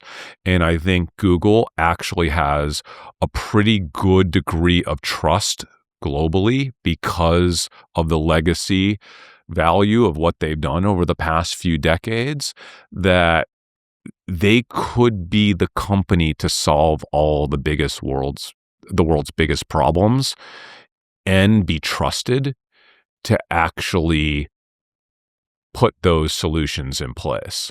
So when I think about Google, there's a tremendous amount of short-term risk there, but in the long term, they are probably positioned better than anyone else to hit a grand slam. And I hope they do, because everything that they're working on is generally for good, right? It's a fascinating company. Tesla, even more so, is so committed to the ultra long game, specifically with their play in robotics, that the concept of owning the full stack on an infinite labor machine that can rebuild the earth and essentially create new industries from the ground up is probably the biggest theoretical win that any company could have. And Tesla, because they still kind of operate under Elon, like an early stage company, and I'm going to say if, because I haven't seen the goods yet. Optimus 3 should be shown in the next 6 months. If they crack the code on generalized robotics, Tesla could be the biggest winner, but they have to show the goods. Like, they have to actually execute on that. I think Elon is willing to move quicker and do more ambitious things than any CEO on earth. So again, if generalized robotics materializes like I think it will over the next 5 to 10 years, I think Tesla might be in the pole position to benefit more than any other company on earth, because you're creating an infinite labor machine, and we can't even wrap our head around what that means for the future of industry. Who do you think is the best founder? I think that, oh boy, to date, Alive now. God, I think Jensen. I think Jensen, no one would have done what he did. The risk that he took on, the projects that he took on 12, 13 years ago that brought us to the compute that we have today, is just absolutely astonishing that he did that. He put that entire company at risk time and time again, and not one person thought that it was a good idea. Like, I speak to people that knew Jensen back then, and they're like, he was freaking crazy. Like, we all thought he was nuts. Like, because he was talking about doing things that clearly wouldn't pay off for like a decade plus. And who would have thought? Like, the chipsets that they're on right now. I would say you'd have to give it to Jensen, but you'd also have to give a nod to a guy who is technically no longer CEO, but Demis Hassabis at Google DeepMind. So he was founder and CEO of DeepMind, which was acquired by Google. But Demis Hassabis is probably the guy that you would have to attribute most of the breakthroughs that we have today, beyond the chip itself, that we have to attribute Jensen and his team to, right? So I'd say Jensen and Demis Hassabis would be the two guys that come to mind. Now, you got to have Elon's right up there, obviously, and I also think Vlad at Robinhood. You know, it's a financial firm, so it's not as sexy in terms of its, obvious, interaction with all people if you're not an active investor. But I think Vlad should be up there as well. Now, speaking of that, what are your thoughts on the prediction market trend? Yeah, I love prediction markets for one thing and one thing only, in that it forces people to think about probability and outcomes. And I think thinking about probabilities and outcomes is the core attribute that you have to be a great investor. So the issue with prediction markets is it drives a tremendous amount of dopamine, and it makes you think that you're investing when you're not. So prediction markets operate out of a fixed pie. Mm-hmm. So there's a winner and a loser. So every time somebody wins, somebody loses. There's no net gain in a prediction market. The world of investing is a constantly bigger pie every day, right? The entire global capital market and industry is getting larger every single year. And if you're an investor, you're trying to get a bigger piece of a growing pie. So if you're going to play in one of those two games, which game do you want to play in? You want to play in a game where you're trying to get a bigger piece of a pie that's getting bigger every year, as opposed to a pie that's always the same size, where there's always an equal winner and loser, and then someone shaving a little bit, right? But do you think a lot of younger investors are going to start investing with prediction markets? Yes. And that's going to be their exchange? Yes, absolutely they will. Absolutely they will. And what's the risk of that? Not all, by the way. Yeah. I was a gambling addict when I was younger. Shouldn't surprise you guys, right?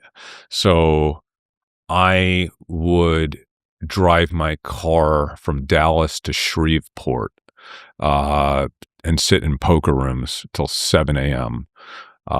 When I moved to LA, I was in my early 20s. I would occasionally, I'd be out at night partying with my friends. 2 a.m., everyone would go home. I would drive down by LAX. There was a casino down there off of Century Boulevard, I think. And I would play poker with a bunch of 60-year-olds, and I hated cigarette smoke. And man, that was the smokiest room ever. Again, until 6, 7 in the morning. So I was an out of the money options addict. Mm-hmm. In college. I would skip class. I would trade out of the money options on a payphone in the basement of the business school. I would go broke every few weeks. I'd make more money, go broke, make more money, go broke. So I know what it's like to chase that dopamine. I get it. It's a young man's game, and it's part of the journey for most. Now, for most. Some people will never break out of it, but I have absolute confidence that most people will. Why? Our brains change.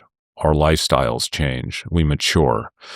We get a family. This happens to most every person.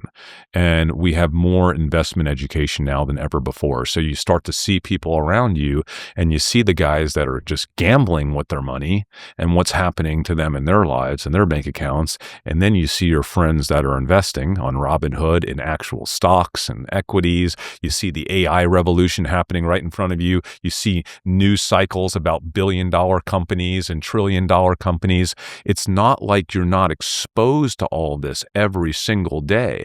And especially when you get out of the fraternity house and you start working at a company and you're around professional people, it's an evolution of life. And most people will break out of it. Now, does it mean they're not going to play around in prediction markets for the rest of their life? No, of course. I still do it. I do it for fun, right? I don't know what percent. I mean, it's such a nominal amount of my money when I do it. I'm really just doing it for fun. Yeah. The same way when I go to Vegas, I'll hit up the worst odds card game like Caribbean Stud or something, where I think every time I play a hand, they're getting 7% of my money or something like that, 7-8% of my money. But I do it because it's fun. Now, what's interesting is that I read a study that allegedly found that on Kalshi, users lost an average of 27 cents for every dollar that they put on the platform versus sports betting, where they lost an average of, I believe it was 11 cents. And so they argued that these prediction markets were actually worse for your finances than straight up gambling. And that when you put gambling on an app that you primarily invest, it really blurs the line between what is gambling, what is prediction markets, what is investing. And because they make it so easy, it's like, well, I could just do this coin flip over here. May as well, and then I have more money to invest. I don't buy it. You lose money enough gambling on this and that. Eventually, your mind assesses the pattern subconsciously. It just does. You're not going to lose your money over and over and over again and just keep doing it for 50 years. Maybe you just have to double down, though. That's why you need to just invest more. I've been there, Graham. I was a gambler, a problem gambler when I was young. Most problem gamblers, when they're young, grow out of it. Some don't. Like I said, this is not black and white, but your brain does start to assess patterns, and if the patterns are losing, you try different things. That's the entirety of the human species and how human evolution happens, right? The weak go away, the strong survive. Even within our lifetimes, we're learning and we're getting smarter every day. And I just don't buy the whole thing where prediction markets just existing are going to lead to the collapse of society. I am more excited than I've ever been about the next generation becoming prudent investors because of these apps, because they're learning about probabilities, they're learning about outcomes, and they're also investing in stocks. Mm-hmm. I don't care that they're on the same app. It doesn't bother me one bit. There will always be anomalies. There will be exceptions to the rule. There's always people with gambling problems. That's never going to change. But as a general rule, I don't think it's a huge issue. So if we're just to entertain the viewer and pull out some crazy lofty predictions, what would you say, just a one simple answer, is a company that you think will likely go bankrupt?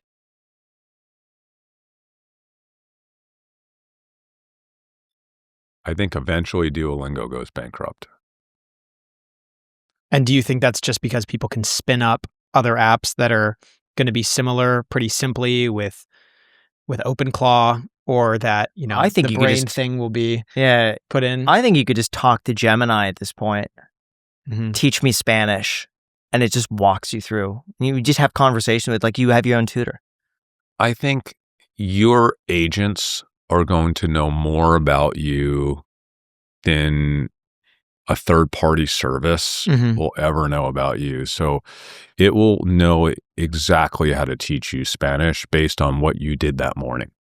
So it will actually teach you Spanish based on some of the tasks that you need to complete that day that you are probably not going to want to share with Duolingo. Okay. So it's going to have better access to you, better information about you. It's going to be better positioned to teach you language and to teach you math and all the other stuff than some legacy company that doesn't have access to your day and everything else that it's doing with you. Does that kind of make sense? So I don't think Duolingo is going bankrupt anytime soon, but I feel like the writing is on the wall that it will get eaten by the AI that's closer to you. What's going to happen to budgeting apps when pretty soon you could just plug in your finances and your bank accounts, your investment accounts to Gemini or ChatGPT, and that'll give you everything you need to know to optimize every single expense? So you're saying what's happening to the apps now that are just plugins? Correct. They probably go away. And what happens at that point when all of a sudden ChatGPT is able to get access to your banking information and is able to say, hey, we could offer you these loans. We could offer you these products and services. It just seems like a huge untapped industry that will completely disrupt a lot of companies. It's massive. Guys, in the early 2000s, every single ad was a pop-up ad that wasn't even for the gender it was shown to. Okay? That's how bad advertising was in the early 2000s on the internet. You were mostly seeing ads for women as a guy, or you were mostly seeing ads for a 70-year-old or someone that has this weird thing. That's what it used to be. And look at where we are today. and we all complain about it, but let's be honest, like the ads are pretty good They're today. really good. They're really good, right? I'm not even upset by them anymore. Yeah. The amount of friction in our life is actually insane. The amount of time that I spend every day with enormous amounts of friction doing all the stuff you're talking about, my agent should just have it all down. It should have access to everything. It should just know everybody should know everything. Everything should be customized to me, and I shouldn't even have to think about it. What's crazy is that I did taxes recently for the Index, which is that group that you met up with the link down below in the description. I was able to do the entire year of taxes in 5 minutes. And all I did, I uploaded every single statement, every single credit card statement, every single bank statement, and it categorized every expense. And when it had a question, it asked me how to categorize a certain thing. And it broke everything down in 5 minutes. And then I went through to double check a few random things to make sure it was correct, and it was correct. I've never seen it actually get numbers correct before to this degree, ever. In 5 minutes, the whole thing was done. I spend a solid week of my life every year doing taxes. Yes, same. And by the way, preparing taxes for my CPA. A whole week of my life. Same, that's what I do. 1 week of the 52 weeks is spent just aggregating stuff. How is that even possible? Like, what a waste of a life. I take a weekend. I take a full weekend and I lock myself in the room and I'm like, all right, I'm going to go through this, this, and this. And I write down everything and I make sure it's all categorized properly and I double check things. And sometimes even between Jack and I'm sending Jack numbers and Jack's like, well, I did it on my end and we came up with like a few $100 discrepancy and we have to find which one of us is correct and incorrect. We are all going to have so much more time to do real stuff once agentic AI takes off, and we're just not bothered by admin work. And if you look at the admin work we're doing just as people, the admin work that exists inside of companies globally, it's just so ridiculous. Like I say, I always come back to a good place. If we don't blow ourselves up, we are going to be in such a good place as long as we could manage through the transition. Going to be hard. If AI will just help us through the transition, I am so optimistic. I don't listen to Elon when he talks about all this crazy stuff because his timelines are off by a factor of 10. But I am a huge believer in the age of abundance. I think the age of abundance is actually going to happen. And I think it's not going to be an overnight thing, but I think it's all about people that all get to live like we live for the most part. I don't think it's this thing where everybody's going to be infinitely wealthy like Elon says, but I think there is a point where most of the people in the world get to live like we live at the top of the first world. And how could we not be excited about that? Like that's kind of insane. I think we are going to cure almost all the diseases we have today. I think we're going to get to spend more time with people we love and get to do things that we like. I think there'll be more stuff like people spending, $16.5 million on a Pokemon card in 15 years. I think that's going to become norm because we're going to get to lean into our passions. Oh, by the way, if you look at history, anytime there's been like a technological jump, even before we called it technology, there's always been like an equal amount of thirst for the opposite. So I think all the stuff that's offline is going to come back. So you think like hard physical assets? It's not even about assets. It's how you spend your time. So I think people are going to like thirst for all the cool stuff that AI brings to the world and how it makes our lives easier and better and all the instantaneous intelligence, democratizing intelligence. You want to create a business, you can create a business. Anybody can, right? You want to create a movie or a TV show that's in your head, you can just create it. That's awesome. But then I think there will be an equal amount of desire to do things that are interpersonal, that are totally disconnected from technology. And like I said, if you look at history, that there's usually that like even split when something like this happens. And I think that's going to be really cool because it will awaken us and we'll start appreciating like the nostalgic interpersonal stuff that I think we've already gone, like the last transition we've been going through since social media has kind of sucked, let's be honest, right? Like we all agree it's too much. We need to get away from it. And I think it's time. And I'm starting to see signs of that. I'm starting to see, like, I own Collecticon. It's the largest Pokemon trade show in the world. And it is booming. I mean, we have like 15, 20,000 people coming to every show, and there's no phones out. People are playing card games. Now, it's a niche of people, right? Sure. But I'm kind of seeing it all over. There's a thirst for it. People want to do stuff. Like at my restaurants, I've never seen this before. The last few months, I'm starting to see groups of people playing cards and games at my restaurant and my bars. Like groups of women will come. Like I saw people playing dominoes, and there's people playing mahjong, and there's like people. This all started happening in the last few months, and it's super weird. And I'm still trying to wrap my head around it. We're very early, but I think that will be a next big like super trend that we see, because there's going to be resistance with the AI stuff. Our brains can only tolerate so much change at once. So what should people be investing in if it's not AI? Like what other, like the Pokemon card that sold for 16 million, are there other things like that, collectibles, that you think are going to be doing really well? Yeah, I mean, I would just say look for things where you have moats that AI cannot penetrate. AI is never going to fully be able to penetrate things where there has to be physicality. Now, one day, will we have robots? Yes, I'm a big robot advocate. But the world where we have billions of robots is not happening in the next few years.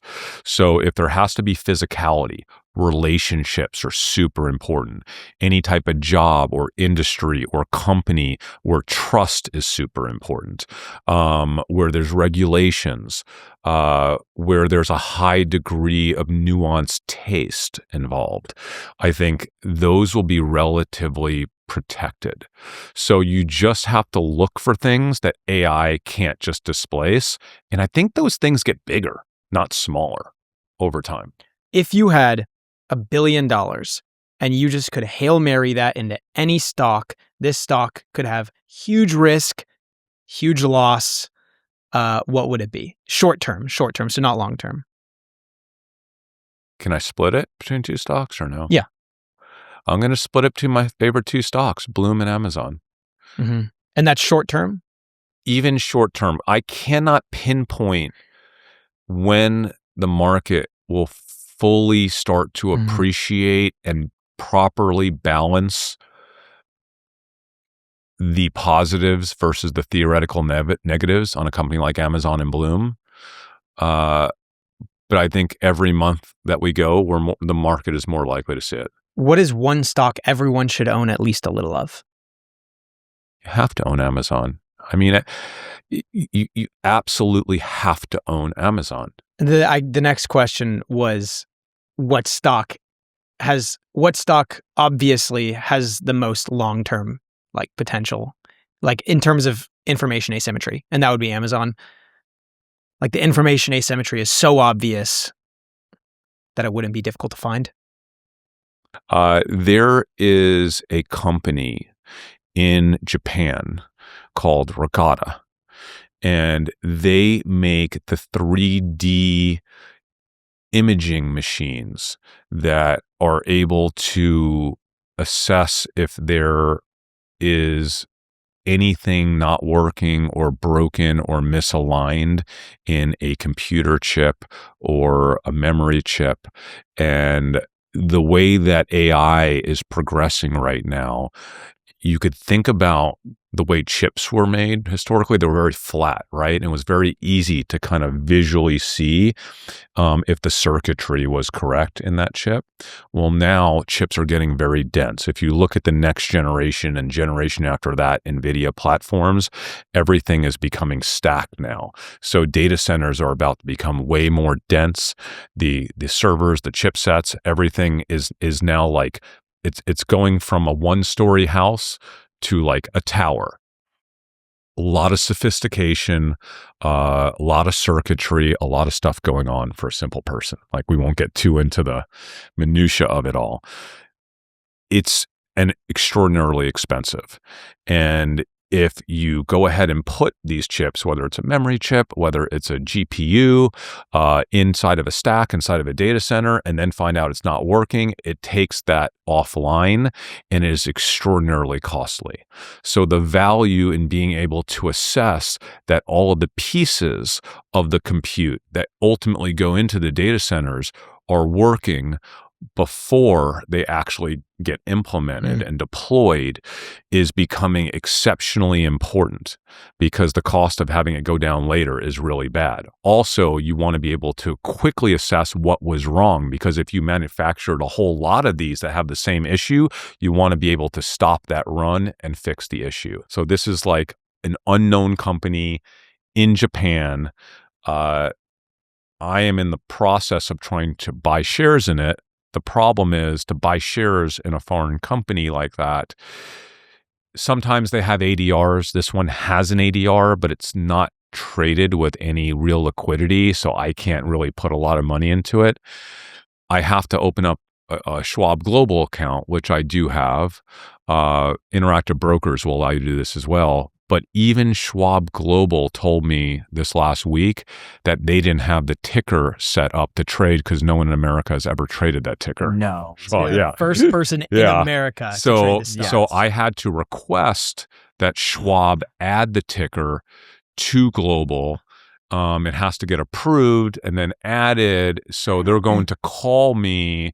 They say they are more likely than not going to do it, but they're going to call me once it's added, and I will hopefully be the first person to purchase this through Schwab Global. They're going to front one you on this one. They're going to buy it first. Be like, Chris is buying. All right, let's just buy a little too. I'm going to dump the entirety of my Global account into this company, which is a relatively small company that I think has asymmetric upside downside, because their core business is fine. It is what it is.